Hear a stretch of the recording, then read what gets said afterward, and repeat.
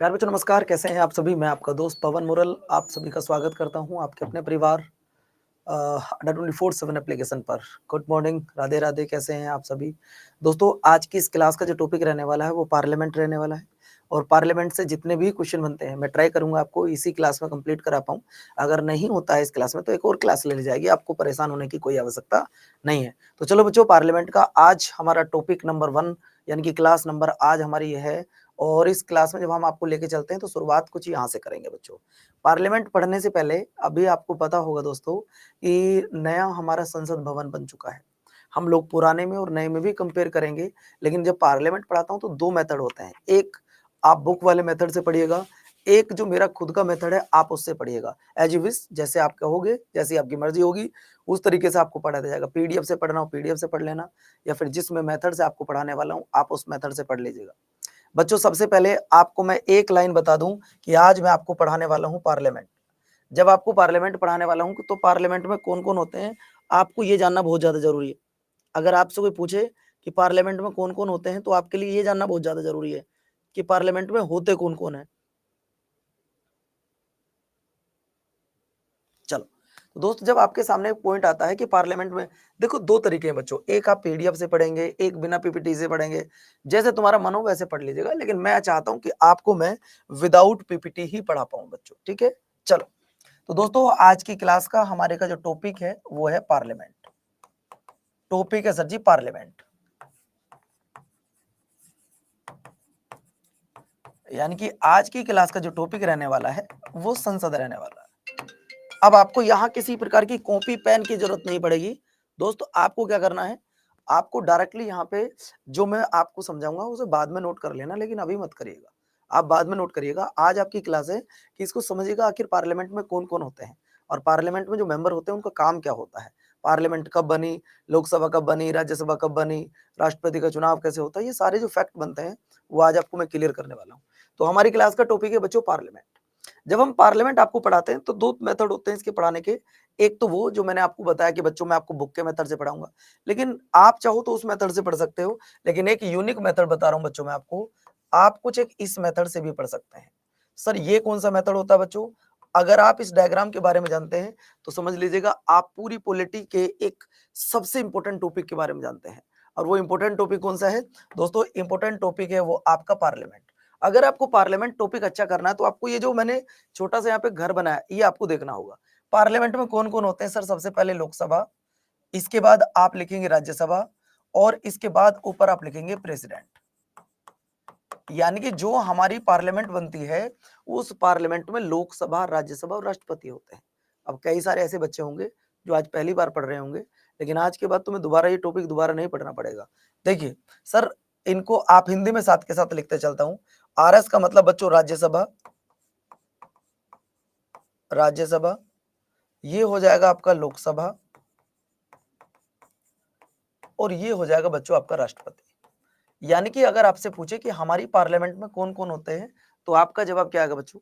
अगर आपसे कोई क्वेश्चन पूछ ले, एग्जामिनर पूछे या आपका कोई भी दोस्त पूछे कि हमारी जो पार्लियामेंट होती है उसमें कौन कौन होते हैं, आपका जवाब क्या आएगा?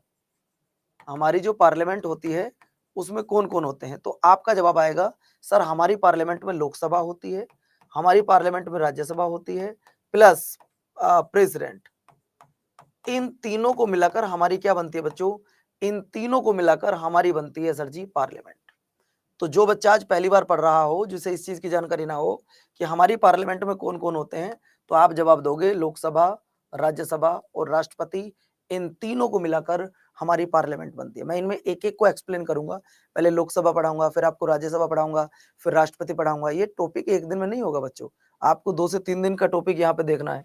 चलो, तो सबसे पहले अभी हम जो बात करते हैं, आज आपको ये पॉइंट क्लियर हो गया होगा कि हमारी जो संसद होती है उसमें कौन कौन होते हैं, लोकसभा, राज्यसभा और राष्ट्रपति। अब एक ऐसा पॉइंट आता है जो आपको यहाँ कंफ्यूज करता है, वो होता है बच्चों आर्टिकल। आर्टिकल कैसे याद करें? तो जब आपको आर्टिकल, क्योंकि आपसे पूछेगा संसद किस आर्टिकल में आती है, आपसे पूछेगा लोकसभा को किस आर्टिकल में मेंशन किया गया है, राज्यसभा को किस आर्टिकल में किया गया है, तो ये भी आपका टॉपिक मैं खत्म कर देता हूं। यहाँ पे मैं एक नाम लिख रहा हूं और वो नाम है बच्चों सरला। मैंने यहाँ पे नाम लिखा सरला। सर आप ये मजाक कर रहे हो क्या सरला? नहीं, इस सरला का यहाँ पे क्या लॉजिक है बच्चों समझिएगा।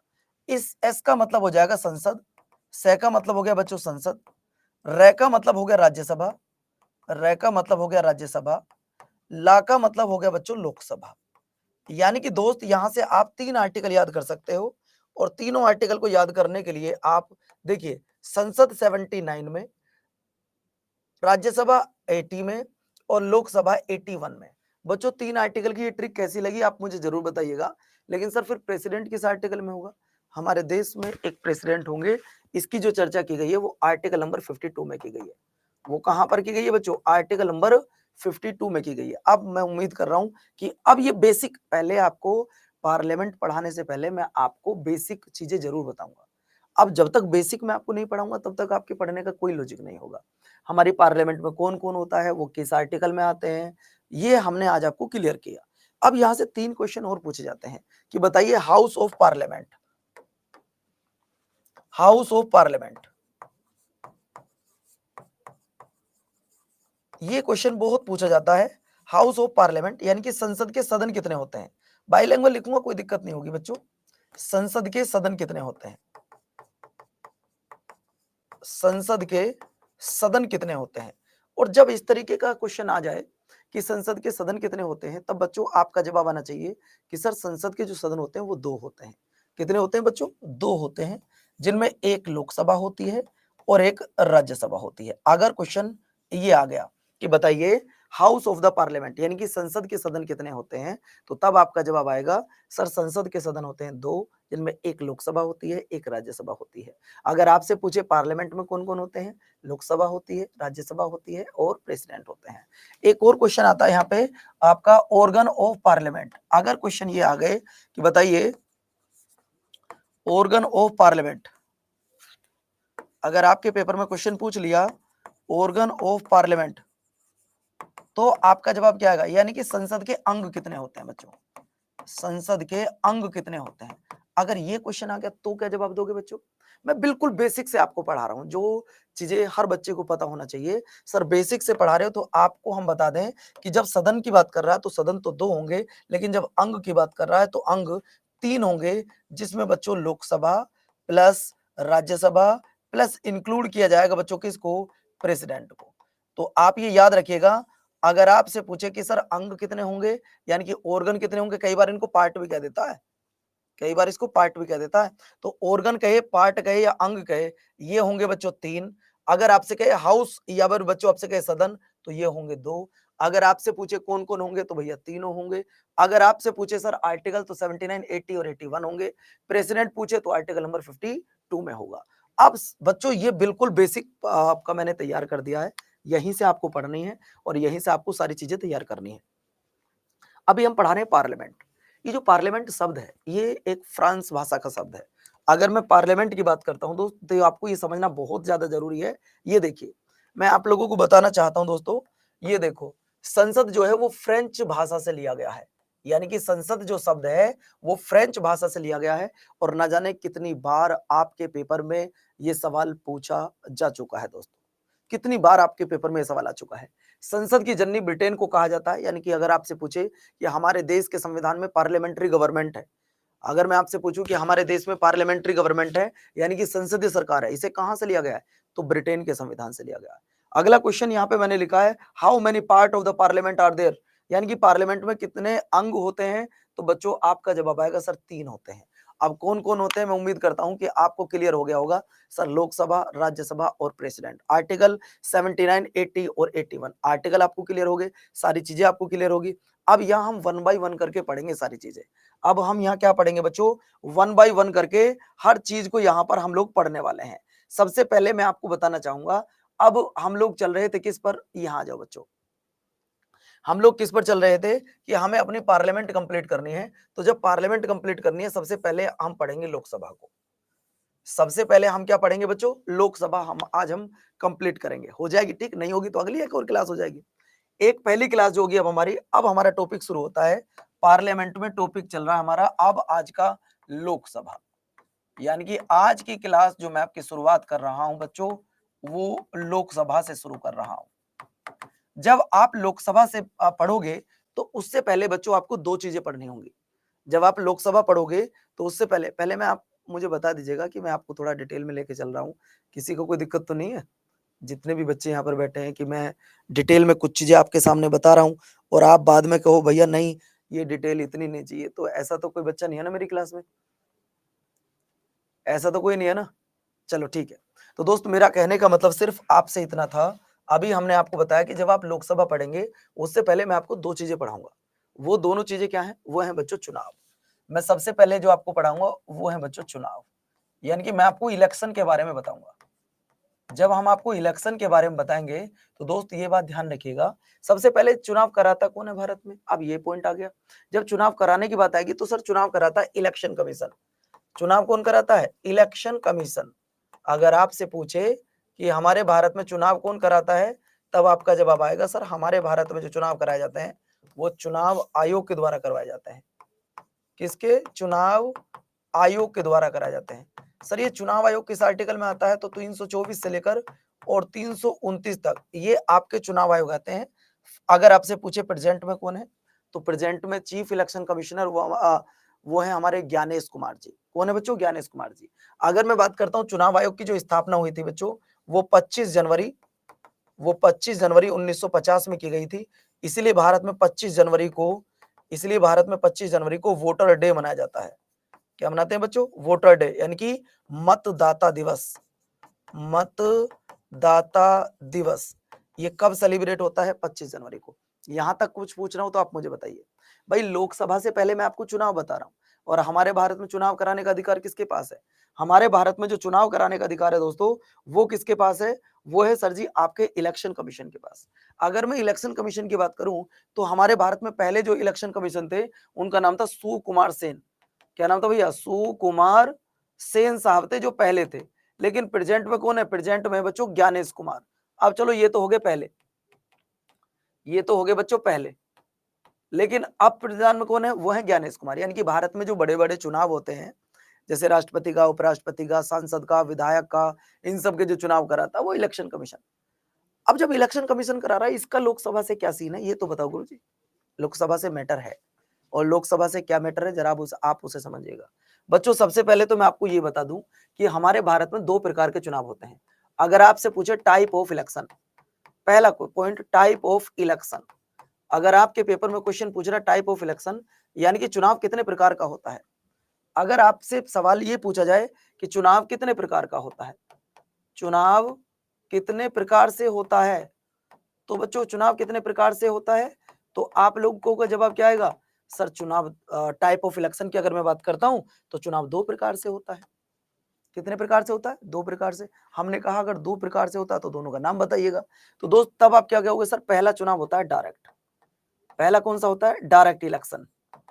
पहला होता है सर डायरेक्ट इलेक्शन, हिंदी में बोलते हैं प्रत्यक्ष चुनाव। हिंदी में क्या बोलते हैं बच्चों?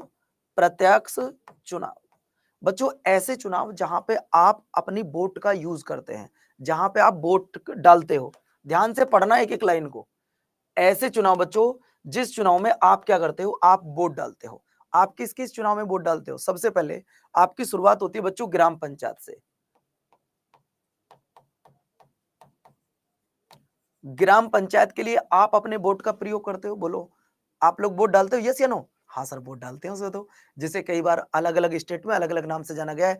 जैसे हम लोग मैं यूपी का रहने वाला हूँ, तो यूपी में बच्चों उसे प्रधान बोला जाता है, जो ग्राम प्रधान का मुखिया होता है। आप अगर बिहार में जाओगे तो बिहार में उसको मुखिया कहा जाता है। राजस्थान में या एमपी में जाओगे तो उसे सरपंच कहा जाता है। तो अलग अलग स्टेट में नाम तो चेंज किया गया है, लेकिन ग्राम प्रधान के जो चुनाव होते हैं वो डायरेक्ट होते हैं। यानी कि आप उसमें वोट डालने का अधिकार आपको है। इसके बाद जो चुनाव होता है बच्चों वो कौन सा होता है? सर वो एक चुनाव होता है एमएलए का, member legislative of assembly. Hindi में बोल देता हूं विधायक। यानी कि जो विधायक का चुनाव होता है आप उसमें भी वोट डालते हो बच्चों। मेंबर लेजिस्लेटिव ऑफ असेंबली, मैं शॉर्ट में विधायक लिख रहा हूं बच्चों। आप विधायक के लिए भी वोट डालते हो। इसके बाद और कौन से चुनाव में आप वोट डालते हो? आप एमपी के चुनाव में वोट डालते हो, मेंबर ऑफ पार्लियामेंट। यानी कि जो लोकसभा के मेंबर चुने जाते हैं उसमें आप वोट डालते हो, मेंबर ऑफ पार्लियामेंट। बच्चों मैं यही तो पढ़ाने वाला हूं आज आपको, लोकसभा। और यहाँ क्या आ गया बच्चों, लोकसभा सांसद। यानी कि जब लोकसभा के सांसद का चुनाव होता है तो आप उसमें वोट डालते हो। तो ऐसे चुनाव जिसमें आप वोट डालते हो वो सारे चुनाव डायरेक्ट होते हैं, और जिसमें नहीं डालते वो इनडायरेक्ट होते हैं। अब बच्चों आप ईमानदारी से बताओ, इसके अगर आपको और एक दो एग्जांपल लिखने हो तो आप लिख सकते हो। देखिए, आपको ये समझना है कि चुनाव होता कितने प्रकार से है। तो आपने कहा सर, यहाँ पे हेडिंग आपने लिखी है टाइप ऑफ इलेक्शन, यानी कि चुनाव कितने प्रकार का होता है। तब मैंने कहा कि चुनाव दो प्रकार का होता है, एक डायरेक्ट होता है और एक इनडायरेक्ट होता है।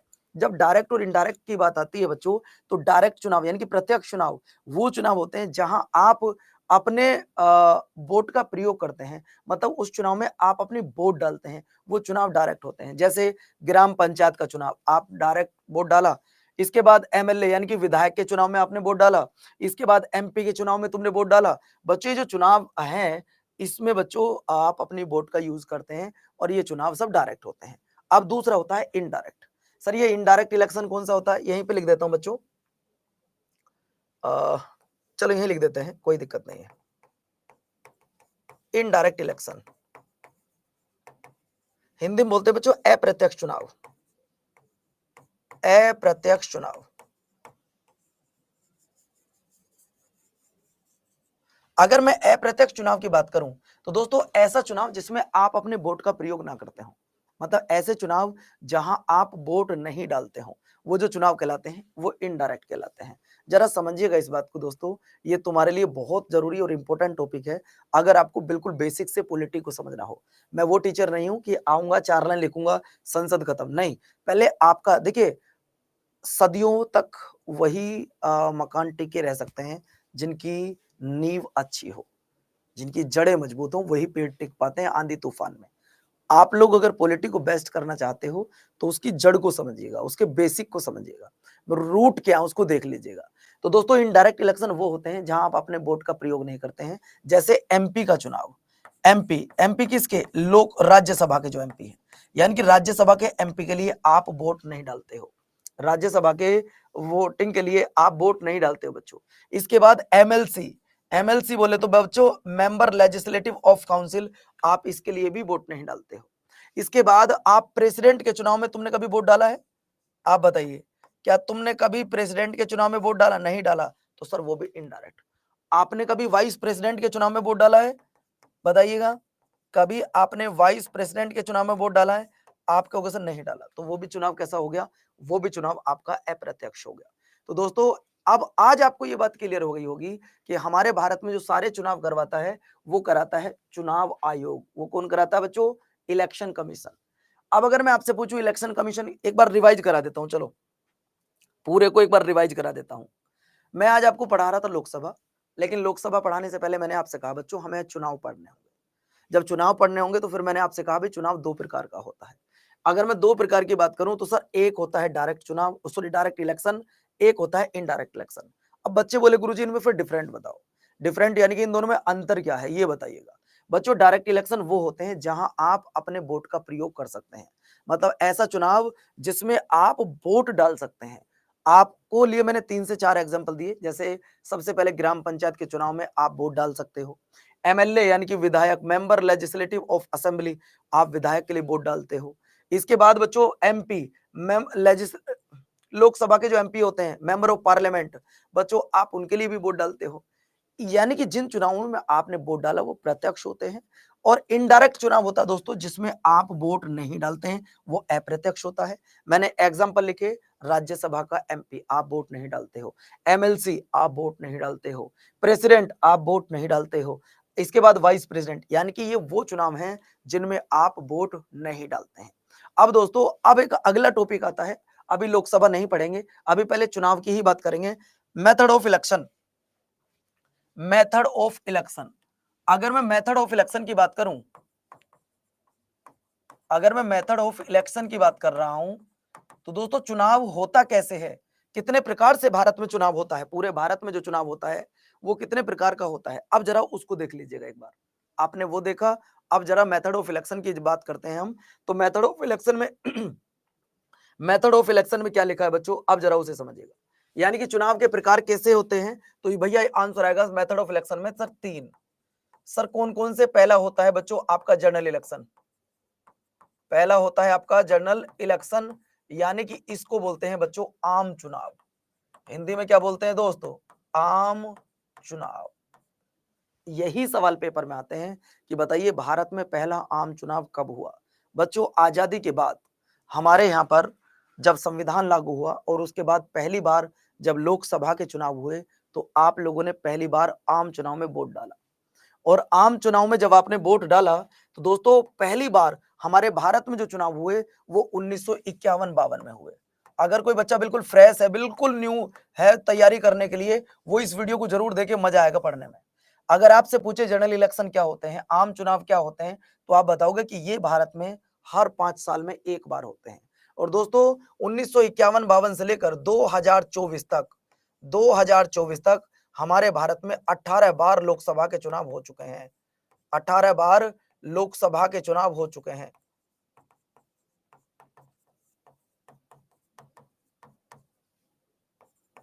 अगर आपसे पूछे कि लोकसभा के कितने चुनाव हो चुके हैं, तो आज तक 18 लोकसभा के चुनाव हो चुके हैं। लेकिन दोस्तों जब पहली बार आजादी के बाद लोकसभा के लिए वोट डाली गई तो वो व्यक्ति वोट डालते थे जिसकी एज 21 साल है। ये भी एक कंफ्यूजन है, इसको भी दूर कर लीजिएगा। तो दोस्तों आपको मैं बताना चाहता हूं हमारे भारत में उस व्यक्ति को वोट डालने का अधिकार था जिस व्यक्ति की एज कितनी थी? एज थी उसकी 21 साल। यानी कि भारत में वही व्यक्ति वोटर माना जाएगा जिसकी एज 21 साल होगी। लेकिन बच्चों आज तो ये चेंज है।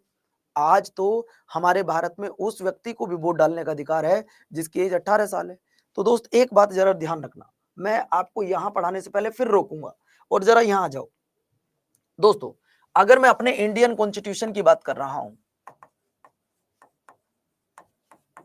अगर मैं आपसे अपने इंडियन कॉन्स्टिट्यूशन यानी कि भारतीय संविधान की बात कर रहा हूं, भारतीय संविधान की, तो दोस्त ये ध्यान रखिएगा कि हमारे देश का जो संविधान है, अगर आप उसमें से कोई एक वर्ड रिमूव करना चाहते हो या आप इंडियन कॉन्स्टिट्यूशन में कोई एक वर्ड ऐड करना चाहते हो, ध्यान से सुनना, बहुत जरूरी इंफॉर्मेशन है आपके लिए।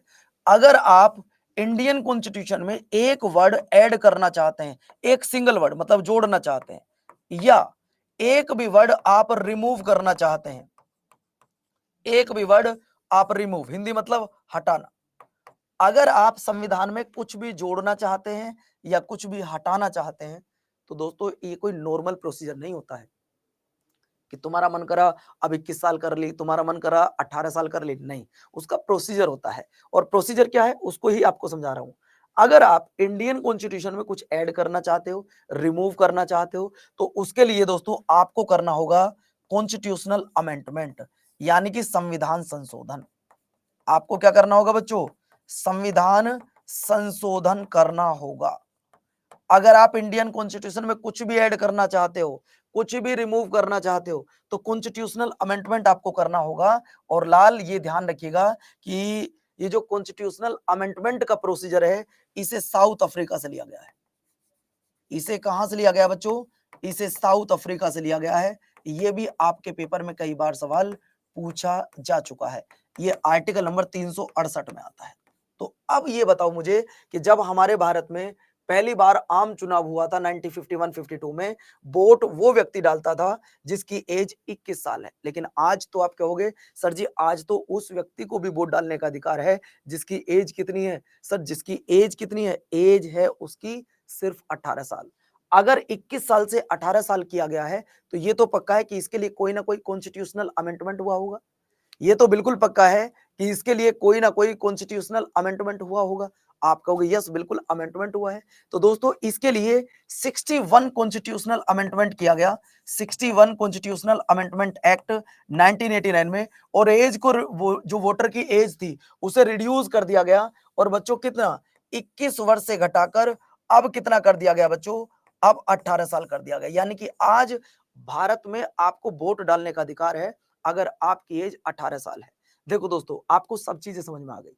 मैंने कहा कि मेथड ऑफ इलेक्शन यानी कि चुनाव कितने प्रकार से होता है। तो पहला बच्चों हो गया हमारा जनरल इलेक्शन जिसे बोलते हैं आम चुनाव। पहला एक बार रिवाइज कर रहा हूं, आम चुनाव होता क्या है।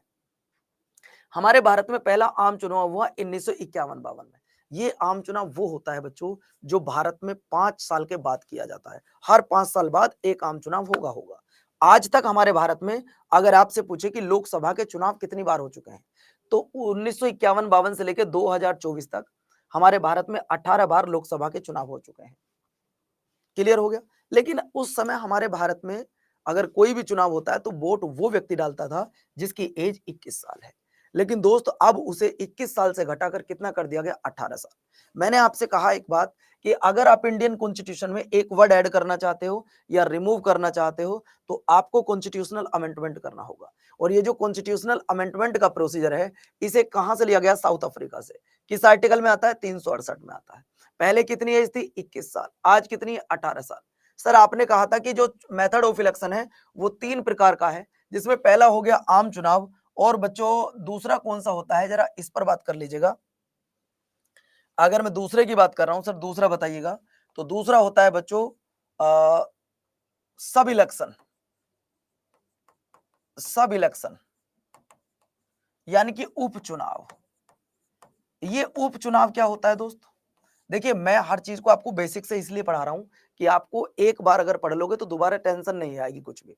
उपचुनाव की अगर मैं बात कर रहा हूं दोस्त, उपचुनाव क्या होते हैं, सुनिएगा जरा। अगर मैं उपचुनाव की बात कर रहा हूं, कोई एक एक्स पर्सन है, ये एक्स पर्सन है बच्चों, ये एक्स पर्सन अब एमपी बन जाता है। एमपी क्या होते हैं बच्चों? एमपी होते हैं सांसद, है ना। एमपी को बोलते हैं member of parliament. Member of parliament, ये तुम्हें याद रखना है। अगर मैं बात करता हूं मेरे प्यारे दोस्तों उपचुनाव की, तो यानी कि मैं बात कर रहा हूं यहाँ पे एमपी है, कोई एक्स नाम का पर्सन है। ये एक्स नाम का पर्सन है, ये लोकसभा में चुना गया दोस्तों, लेकिन किसी कारणवश हुआ क्या, इसकी मृत्यु हो जाती है। यानी कि चुनाव जीतने के 3 महीने बाद इस व्यक्ति की डेथ हो जाती है ना। जब इस व्यक्ति की डेथ हो जाती है तो ये बताओ कि इस व्यक्ति की जो एक्स मेंबर है, इसकी सीट खाली होगी, नहीं होगी? भाई कार्यकाल कितना था, उसका टेन्योर कितना था, इस एमपी की अगर मैं बात कर रहा हूं, इसका जो टेन्योर था, इसका जो कार्यकाल था, वो कितने साल का था, वो था 5 साल के लिए। लेकिन 5 साल से पहले इसकी डेथ हो जाती है, और डेथ हो गई मात्र 3 महीने बाद। तो ऐसी स्थिति में जो चुनाव होगा, उस खाली सीट के लिए जो चुनाव होगा, वही उपचुनाव होगा। इसका एक और दूसरा एग्जाम्पल है।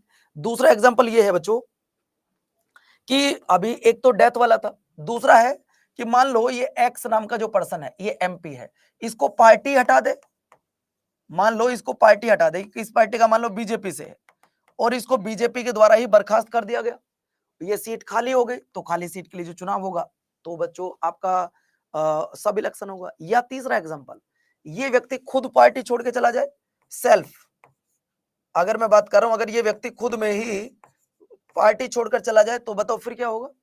तो भी बच्चों चुनाव होगा, वो उपचुनाव होगा।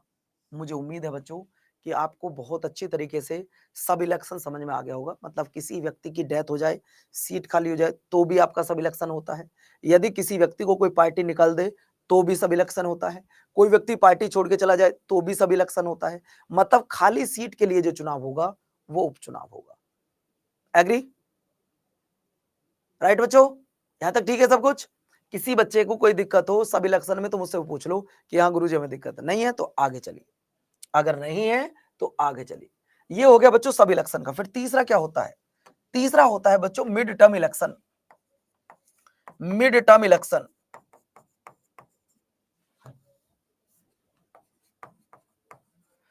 मिड टर्म इलेक्शन सर ये क्या है, जरा इसे समझा दो। हाँ बिल्कुल समझाएंगे। इसे बोलते हैं बच्चों मध्य अवधि चुनाव। मध्य अवधि चुनाव,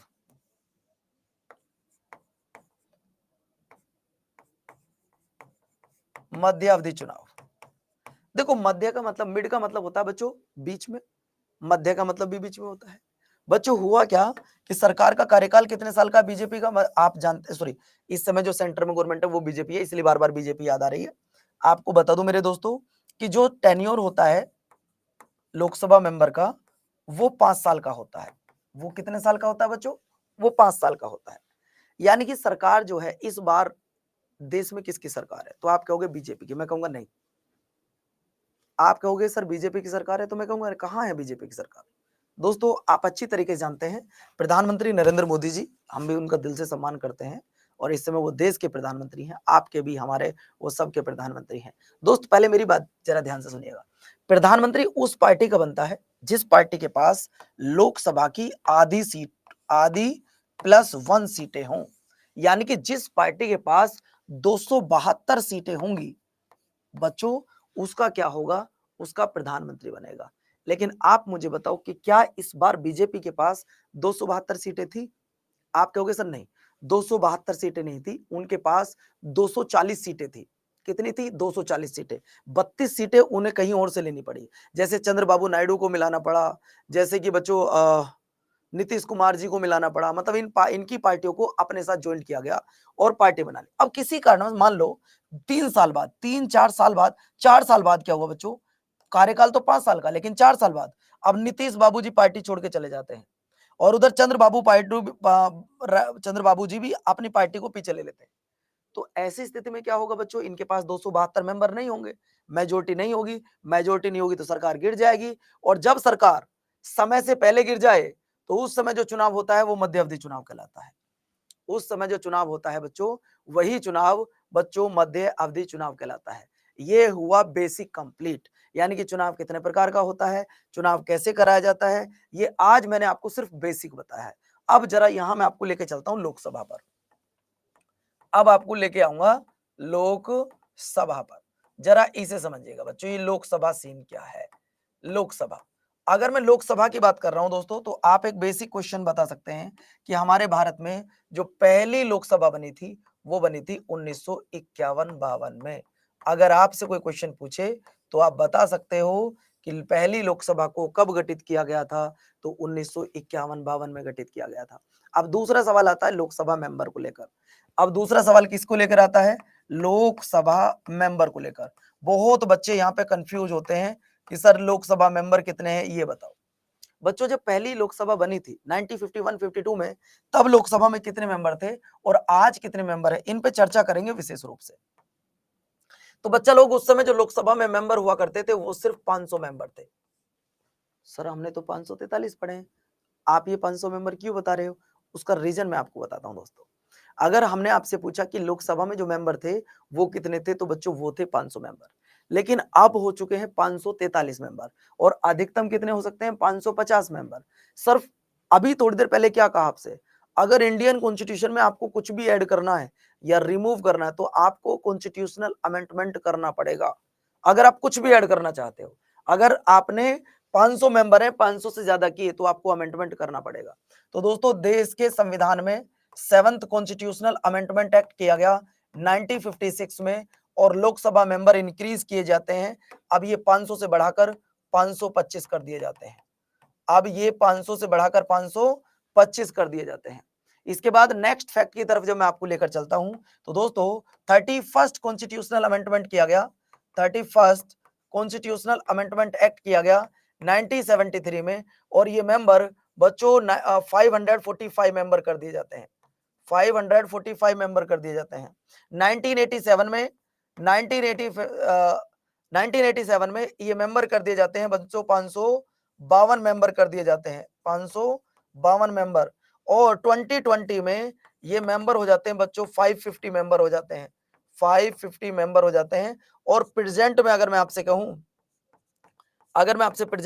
वर्तमान में कहूं तो 543 मेंबर हैं, 543 मेंबर। शायद हो सकता है कि मेरी क्लास में से बहुत सारे बच्चे हों जिनको इन पॉइंटों के बारे में आज पहली बार पता चला हो, सिर्फ पहली बार। सर ये क्या मजाक है, हमने तो सिर्फ ये पढ़ा था कि लोकसभा में जो मेंबर हैं वो 550 हैं, बस बात खत्म। लेकिन आज जो आपने ये रामायण कथा लिखी है, ये तो बिल्कुल हमारे दिमाग से बाहर हो गई बात है। मैं आपको क्लियर करता हूं। दरअसल में क्या था दोस्तों, 1987 में ये फाइनल डिसीजन आया था कि अब लोकसभा में कितने मेंबर हो सकते हैं, मैक्सिमम जो मेंबर हो सकते हैं बच्चों वो 552 हो सकते हैं। इन 552 मेंबर को 3 पार्टों में डिवाइड किया गया। कैसे कैसे बच्चों? ये जो 552 मेंबर हैं इन्हें 3 पार्टों में डिवाइड किया गया। सर कौन कौन से? देखो कुछ इस तरीके से, कुछ इस तरीके का मतलब कुछ सीट दी गई स्टेट गवर्नमेंट को। किसको दी गई बच्चों? स्टेट को दी गई। कुछ दी गई यूनियन टेरिटरी को। और बच्चों कुछ सीट यानी कि ऐसी थी बच्चों जिनका चुनाव नहीं होगा, जिन्हें राष्ट्रपति खुद नॉमिनेट करेंगे, जिनका चुनाव नहीं होगा। आपको बहुत डिटेल में ये चीजें बता रहा हूं। 552 मेंबर हैं, इन्हें 3 पार्टों में डिवाइड किया गया कुछ सीट स्टेट को, कुछ यूनियन टेरिटरी को और कुछ प्रेसिडेंट को बच्चों। तो सर जी ये बताओ कितनी कितनी सीटें दी गई? तो स्टेट को दी गई बच्चों 530 सीट, इनको दी गई 20 सीट और बच्चों इनको दी गई 2 सीट। ये 2 कौन होते हैं? इनका चुनाव नहीं होता है बच्चों, आप इन सब के लिए वोट डालोगे। 530 के लिए भी वोट डलेगी, 20 के लिए भी वोट डलता था, लेकिन इन 2 के लिए वोट नहीं डलता। ये कौन है इतना पावरफुल व्यक्ति जिसके लिए वोट ही नहीं डलता और वो डायरेक्ट लोकसभा में मेंबर बन जाता है और राष्ट्रपति उसे डायरेक्ट नॉमिनेट कर देते हैं। नॉमिनेट का मतलब होता है मनोनीत। देखिए एक वर्ड मैंने यूज किया था यहाँ पे, नॉमिनेट। नॉमिनेट हिंदी में बोलते हैं मनोनीत। मनोनीत बच्चों, अगर मैं बात कर रहा हूं मेरे प्यारे दोस्तों, 2 मेंबर होते कौन है बच्चों? 2 मेंबर होते हैं ये एंग्लो इंडियन। ये कौन होते थे? Anglo Indian. 104। अच्छा एक बात और, अगर इन्हें संविधान से हटा दिया, इनका रिजर्वेशन खत्म कर दिया, तो ये बताओ क्या उसके लिए भी अमेंडमेंट किया गया होगा? अगर इन्हें हटा दिया तो क्या इसके लिए भी अमेंडमेंट किया गया होगा? तो आप कहोगे यस, इनके लिए भी अमेंडमेंट किया गया। 104वां संविधान संशोधन, 104 कॉन्स्टिट्यूशनल अमेंडमेंट एक्ट 2020 बच्चों, ये जो सीटें थी इनको पूरी तरीके से खत्म कर दिया गया। और दोस्तों अब हमारी लोकसभा में अगर आपसे पूछे कि मैक्सिमम नंबर कितने हो सकते हैं, यानी कि लोकसभा में, अब लोकसभा मतलब अब मत लिखो, सिर्फ लिखो लोकसभा में निर्वाचित। बच्चों निर्वाचित का मतलब होता है इलेक्टेड। लोकसभा में निर्वाचित अधिकतम सदस्य संख्या, अधिकतम सदस्य संख्या कितनी हो सकती है? तो बच्चों 550 हो सकती है। ये बात आप याद रखना, ये बात आप याद रखना दोस्तों। पहले ये बताओ कि लोकसभा मेंबर को लेकर जो कंफ्यूजन रहता था वो आज क्लियर हुआ कि लोकसभा में कितने मेंबर इलेक्टेड होते हैं, कितने नॉमिनेट होते हैं। भैया इलेक्टेड का मतलब, ये इलेक्टेड भी समझो क्या होता है। सर इलेक्टेड का मतलब क्या होता है?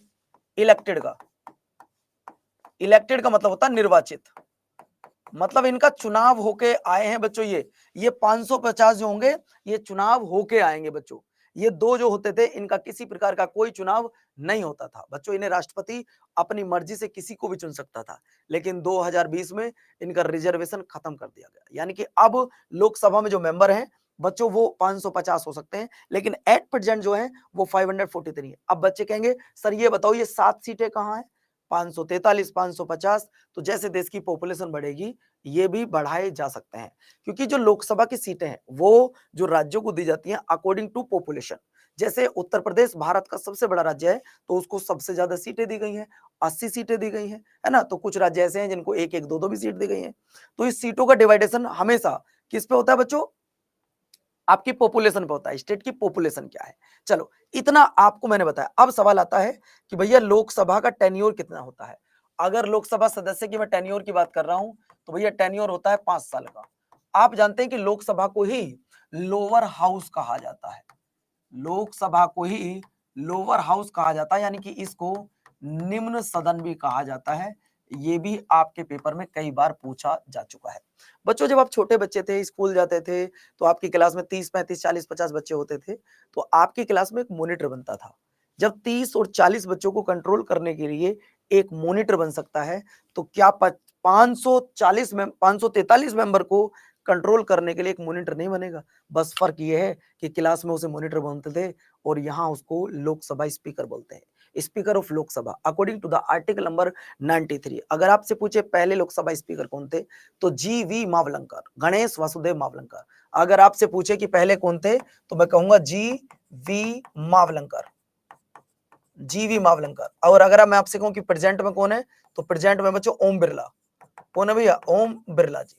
तो ये दो क्वेश्चन आप याद रखिएगा। अगर लोकसभा के पहले अध्यक्ष पूछे तो गणेश वासुदेव मावलंकर है, और अगर आपसे पूछे बच्चों अब कौन है, तो वो ओम बिरला जी हैं। लोकसभा हमारा एक टेम्परेरी हाउस है। लोकसभा हमारा टेम्परेरी हाउस है, यानी कि एक अस्थायी सदन है। राष्ट्रपति इसे प्रधानमंत्री की सलाह पर according to the article number 85 अनुच्छेद 85 के तहत कभी भी भंग कर सकते हैं, यानी कि लोकसभा को भंग किया जा सकता है। चलो इतना पढ़ने के बाद और क्या क्वेश्चन बनते हैं भाई आपकी लोकसभा में? और क्या क्वेश्चन आपके बनते हैं लोकसभा में? अब जरा उसको देखते हैं। लोकसभा में और क्या क्वेश्चन बन सकते हैं, ये देखो। अब आपको ये चीजें पढ़ने की जरूरत नहीं पड़ेगी क्योंकि मैं इनको बहुत अच्छे से आपको समझा चुका हूं। अभी कोई ऐसा बच्चा है मेरी क्लास में जो अब भी इनको पढ़ने की बात करेगा, लेकिन एक पॉइंट हो सकता है जिसको बच्चा पढ़ने की बात कहे कि सर ये जो आपने 524 और देन 90 मेंबर लिखे हैं, आप तो यहाँ कुछ और मेंबर बता रहे थे। बिल्कुल बताता हूं बच्चों, अगर 550 मेंबर होते, अगर 550 मेंबर हैं तो ये 530 और 20 है। अगर 543 मेंबर है तो यहाँ 524 मेंबर 28 स्टेट से आएंगे और 19 मेंबर जो आएंगे वो 8 यूनियन टेरिटरी से आएंगे। शायद अब आपको लोकसभा आज क्लियर हो जाए, है ना, अब आपको लोकसभा आज क्लियर हो जाए। इसके बाद अगले फैक्ट पर लेकर चलता हूं। अगर कोई व्यक्ति लोकसभा का मेंबर बनना चाहता है तो दोस्तों सबसे पहले वह भारत का नागरिक होना चाहिए। He should be a citizen of the Indian, यानी कि अगर भारत का नागरिक है तो लोकसभा का मेंबर बन सकता है। हाँ, एक क्वेश्चन आ सकता है एज वाला, एक क्वेश्चन आ सकता है एज वाला जो आपको कंफ्यूज कर सकता है। मैं सारी एज एक साथ लिख सकता हूं। एज वाला क्वेश्चन हमेशा कंफ्यूज करता है।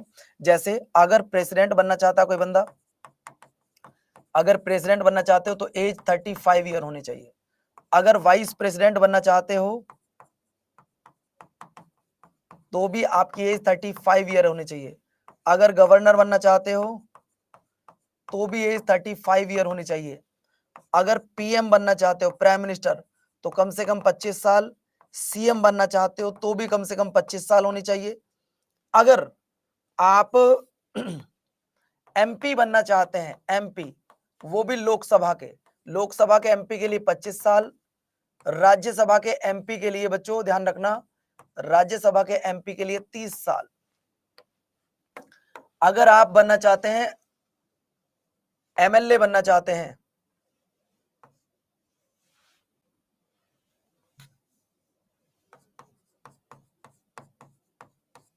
अगर आप एमएलए बनना चाहते हैं लेजिस्लेटिव असेंबली में तो 25 साल।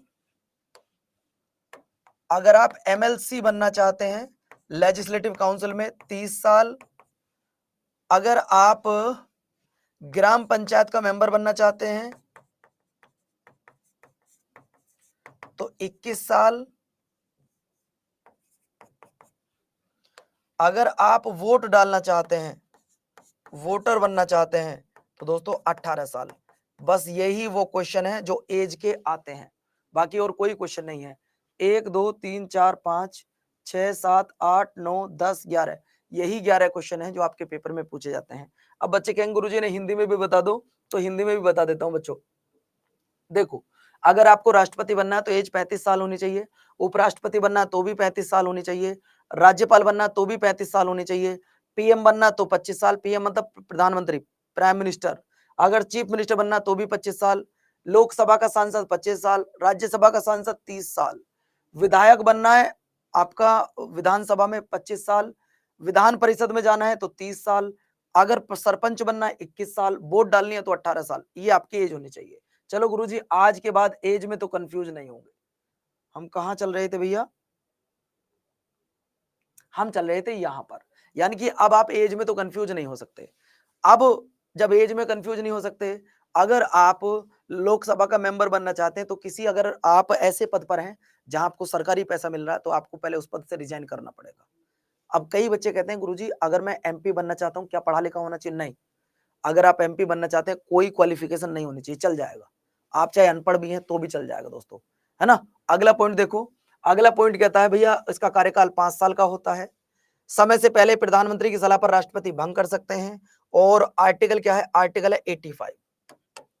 आर्टिकल क्या है बच्चों? 85।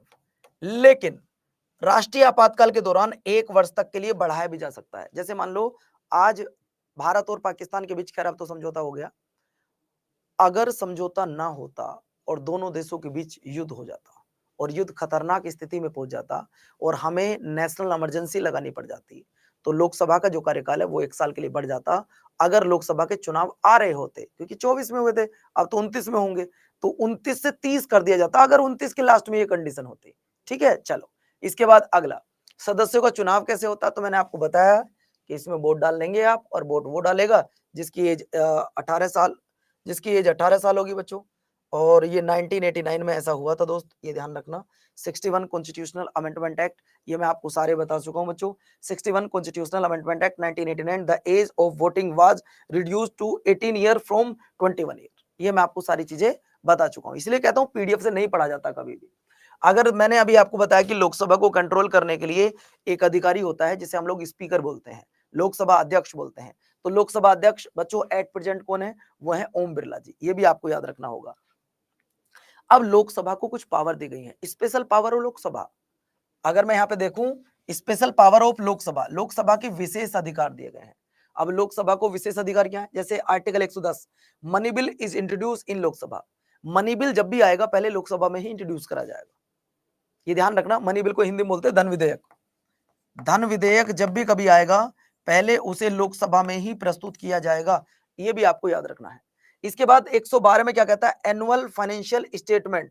सर ये क्या है? इसे हिंदी में बोलते हैं वार्षिक वित्तीय विवरण। इसे बोलते हैं दोस्तों वार्षिक वित्तीय विवरण। अच्छा एक बात और ध्यान रखना, एक पॉइंट और ध्यान रखना, बस मैं इसके बाद बता देना चाहता हूं। सारे पॉइंट आपको लास्ट में बता रहा हूं, बस एक पॉइंट क्या है? एक पॉइंट है मेरे प्यारे साथियों जिसको हम बोलते हैं joint session. Joint session, joint session का मतलब है संयुक्त अधिवेशन।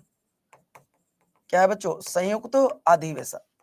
दोस्तों संयुक्त अधिवेशन किस आर्टिकल में आता है? पहला सवाल तो आपसे ये पूछेगा कि संयुक्त अधिवेशन किस आर्टिकल में आता है, तो संयुक्त अधिवेशन आर्टिकल नंबर 108 में आता है। ये ध्यान से सुन लो, संयुक्त अधिवेशन किस आर्टिकल में आता है? 108 में आता है। आज तक भारत में 3 बार ज्वाइंट सेशन आ चुका है, 1961, 1978 और 2002।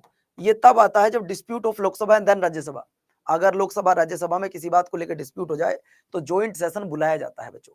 इसके बाद अगला पॉइंट आपकी स्क्रीन पर, हमारी जो लोकसभा है उसमें कितने प्रकार के सेशन होता है ना? अच्छा एक बात और बताओ बच्चों, कभी आपके साथ ऐसा हुआ है कि आप सुबह उठे हो, बारिश पड़ रही हो और स्कूल ना जाने का मन नहीं हो, लेकिन मम्मी फिर भी पीट के स्कूल भेज देती है। तो जो हमारे क्लास टीचर या क्लास सर या मैम होते थे वो पढ़ाते नहीं थे, कहते थे यार 100 बच्चे हैं, 2 बच्चे हैं, मैं क्या ही पढ़ाऊंगा। तो इसी तरीके से लोकसभा में भी अगर अगर लोकसभा को स्टार्ट कराना है तो लोकसभा में 543 मेंबर है, जब तक इसका 1/10 मेंबर नहीं आएंगे, 1/10 मेंबर मतलब जब तक 55 मेंबर नहीं आएंगे, जब तक लोकसभा में सेशन स्टार्ट नहीं होगा। याद रखना आप, जब तक, इसे बोलते हैं हम लोग कोरम। इसे क्या बोलते हैं बच्चों? कोरम। ये ध्यान रखिएगा, इसे बोलते हैं कोरम। यानी कि जब तक कोरम पूरा नहीं होगा, जब तक लोकसभा को स्टार्ट नहीं किया जाएगा, लोकसभा में कोई भी सेशन स्टार्ट नहीं किया जाएगा। अब अगला पॉइंट है session of the parliament. Parliament में कौन कौन से सेशन होते हैं? पहला होता है बच्चों बजट सेशन, पहला होता है बजट सेशन।